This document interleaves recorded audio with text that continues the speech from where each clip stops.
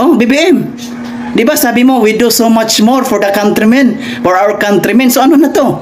So ito ba ang so much more sa'yo? So much more na pagpapahirap mo sa taong bayan? Ha? Ganito ba? Ang bagong mukha ng Pilipinas, BBM Bangag? Ngiwi? Ha? Tapos sabihin nyo, irespeto? Irespeto ang presidente nyo? Kayo lang mga kapwa bangag ang re-respeto sa presidente nyong bangag, budol, mapanglinlang, dakilang sinungaling. Mga hangag kayo. Ang nirespeto ko, yung mga taong makadyos, yung mga taong gumawa ng kabutihan, yun ang nirespeto ko. Yung mga taong panig sa tama at kabutihan, yun ang nirespeto ko. Mga buang na, di ba? Subukan yung tawag ko sa kongreso kay tinudon ko na bago na ko na sila datanan. Di ba? Oh, ako ang katapat nila. Kung demonyo sila, nandito ang isang dakilang ungas. Kaya nga haring ungas eh. Dahil wala nang makakapantay sa akin pagdating sa kademonyuhan. Labas kayo mga bangag, labas mga bangag. Dahil nakakagigil na ginawa ng gobyernong ito. May presidente tayo pero wala, lutang. Nagsasalita ngayon, kinabukasan nakalimutan na anong ginasabi niya. Ay Diyos ko, anong klaseng presidente mayroon tayo? Wala kang respeto sa presidente natin. Presidente lang yan, budol yan, mapanglinlang, dakilang sinungaling, irespeto. Animal kayo. Di ba? Nakakabastos.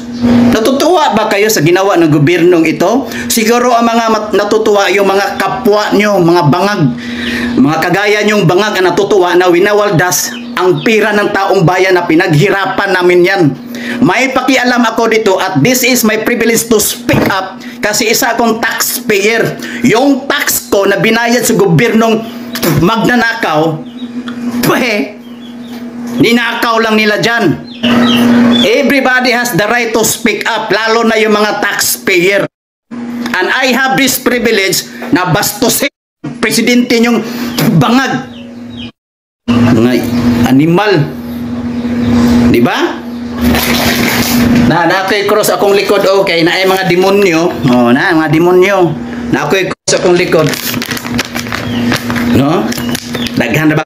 Di ba? Napuno sa kuan. Di ba? Makapangdura ka sa ginawa ng mga gobyerno na to. Di ba? Tapos ang iyong iba dyan, walang pakialam. Bakit wala kayong mga anak? Wala kayong pamilya? Palagi lang kayong the best si BBM Ngiwi Bangag? Nagmamahal nyo ba yung mga anak nyo? May pagmamahal ba kayo sa pamilya nyo? Talagang ang akala nyo may malaki kayong naambag ni BBM during election. Ako ang malaking may ambag ni BBM Ngiwi. Nga animal kayo. Di ba? Ako nga sobra akong diehard niya noon. Dahil umasa ako sa tuloy-tuloy na pagbabago. Ngayon, backward tayo, pabalik, paurong tayo lahat. Mas lumala pa kaysa mga naunang presidente. Mas okay pa si Abnoy Aquino. Mas okay pa si Gloria kumpara sa ano na to. Mas matanggap ko pa kung si Lene ang naggumawa ng ganyan, knowing na binudol tayo, nilinlang tayo, na bumoto tayo sa maling presidente. Di ba? Oh, tapos sabihin nyo wala kang respeto. Why? Bakit ko irespeto? Bigyan nyo ako ng valid reason bakit irespeto ko yung presidente nyo. Bigyan nyo ako ng valid reason bakit irespeto ko yung presidente nyo. Give me a valid reason. Diba? Oh. Mauna, bakit ako galit sa gobyernong ito? Dahil ang presidente natin, bingi, bulag. Kahit nakaw doon, dito, wala pa rin siya. Ngiwi lang siya.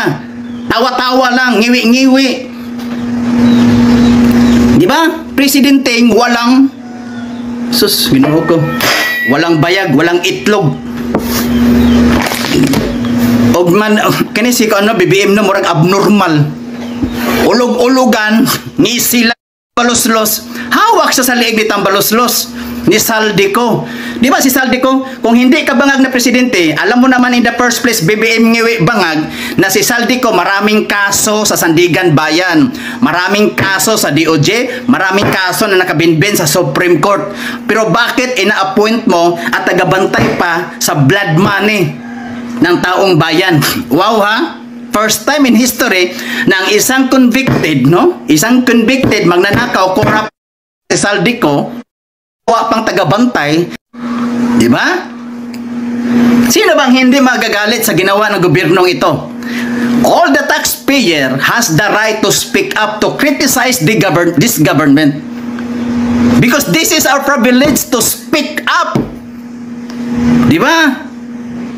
Kasi kung palagi tayong tahimik at wala tayong pakialam, dahil sa atin pa rin mag-bounce back ang sobrang kahirapan at hindi na natin alam kung ano pa magaganap next year kung palagi tayong tahimik at walang pakialam sa gobyernong ito.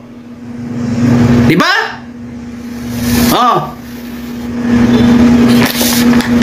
Mga bangag kayo mga kakulay ni bangag, sana kayo ang unang malunod sa baha.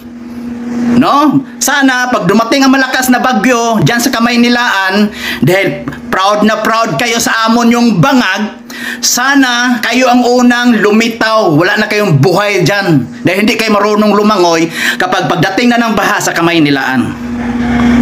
Di ba? Sana para ma-realize nyo kung gaano ka pabaya yung presidente nyong bangag.